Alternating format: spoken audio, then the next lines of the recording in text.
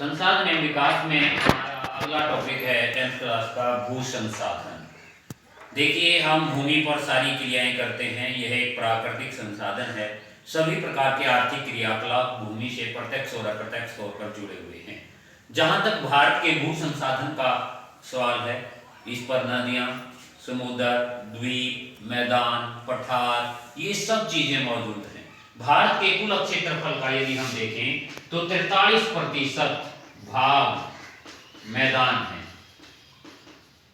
भारत के कुल भू क्षेत्र का कितना प्रतिशत? 43% मैदान है और 30% भाग पर्वत है और 27% भाग पठार हैं, जो कि खनिजों का भंडार है। मैदान हमारे खेती के कार्यों में, मकान बनाने के कार्यों में, सड़कें, रेलवे ट्रैक बनाने के कामों में आते हैं।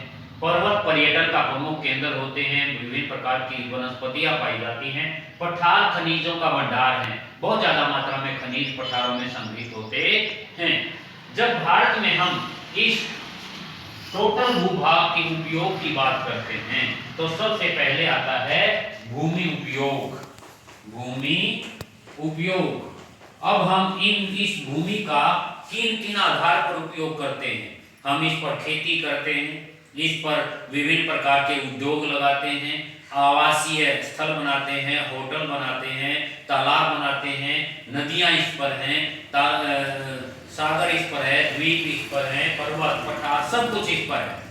और जहां तक हम कृषि योग्य भूमि की बात करें, टोटल भूमि का जितना भी हमारे पास उपलब्ध आंकड़े हैं, उसमें हम यदि कृषि की बात करें तो भारत बड़ा सौभाग्यशाली है कि भारत में 54% भूभाग कृषि क्षेत्र है। कृषि क्षेत्र 54% भूभाग कृषि क्षेत्र है, जिसमें 46% क्षेत्र है शुद्ध बोया गया क्षेत्र। शुद्ध बोया गया क्षेत्र। शुद्ध बोया गया क्षेत्र क्या होता है? जहां एक वर्ष में हम 2 या 2 से अधिक फसलें उगाते हैं, लगातार खेती करते हैं, उसको हम शुद्ध बोया गया क्षेत्र कहते हैं। और इसमें 8% है क्षेत्र प्रति भूमि। क्या है? प्रति भूमि। प्रति भूमि कौन सी भूमि?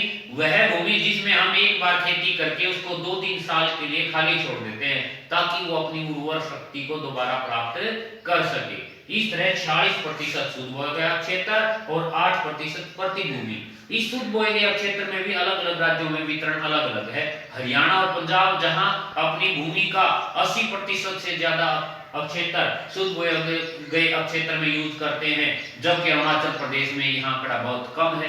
तो विविधता है इसमें भी।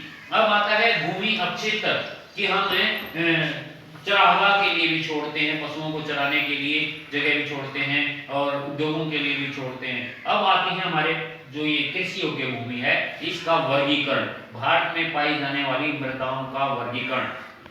बच्चों, भारत में मृदा के प्रकार बहुत ही इंपॉर्टेंट क्वेश्चन है, बड़ा क्वेश्चन आता है। तो भारत में 6 प्रकार की मृदा पाई जाती है। कितने प्रकार की? 6, जिनको हम एक एक करके अध्ययन करेंगे। नंबर 1 जलोढ़ मृदा। जलोढ़ मृदा। नंबर 2 काली मृदा, काली मिट्टी भी कह सकते हो। नंबर 3 लाल मृदा। नंबर 4 है लेटेराइट मृदा। नंबर 5 पर है मरुस्थलीय मृदा, जिसको रेतीली भी कहते हैं। नंबर 6 है पर्वतीय मृदा।